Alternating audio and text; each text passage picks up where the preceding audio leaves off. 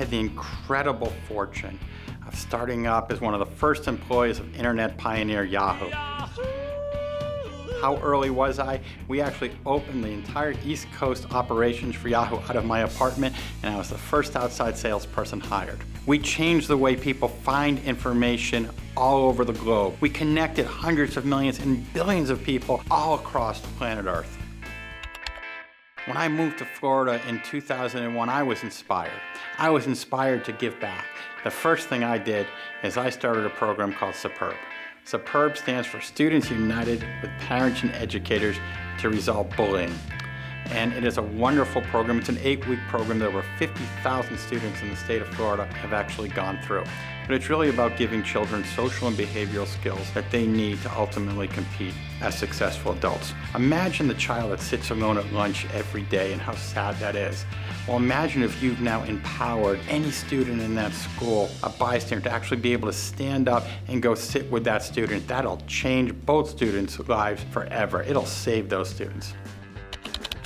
In 2004, I decided I would continue my community service back to Florida, and I decided to run for office. I had a reason for running for office. I wanted to create an innovation economy in this state. Coming out of the whole Yahoo world, and I had spent most of my years out in Silicon Valley, and if you think of Yahoo and Google and eBay, just 3 companies in a 10-mile radius created 50,000 new jobs. And what that meant for the service economy was growth that they hadn't ever witnessed before. Whether you sold cars, whether you owned a children's clothing store, whether you were a server at a restaurant, you saw more opportunities and more growth than you ever could imagine because of the innovation economy that was around it. So when I moved to Florida, I learned pretty quickly that we had brilliant young minds. Whether it's Google or Facebook or Apple or Yahoo or countless other companies, they're started by 20 or 21 or 22-year-olds, oftentimes out of their college dormitory. Well, in the state of Florida, we have those brilliant minds.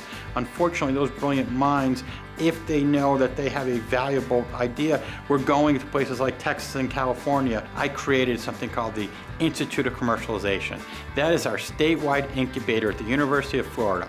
It takes technology ideas from all the universities and research centers in the state, and it helps them go to market. Over 60 companies in the past 4 years alone, technology companies, have started from the Institute of Commercialization.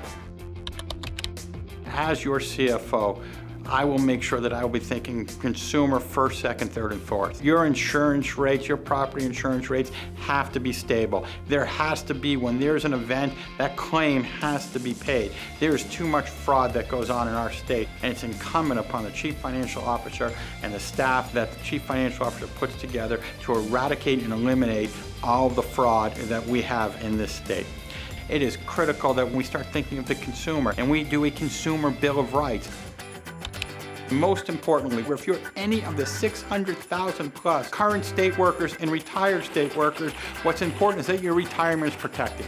As Chief Financial Officer, I will be a key member of the Board of Trustees of the $120 billion Florida retirement system. I will work tirelessly to make sure that your retirement is protected. I am Jeremy Ring. I am running for Chief Financial Officer. It's time that we inspire, and that's why I'm running for Chief Financial Officer.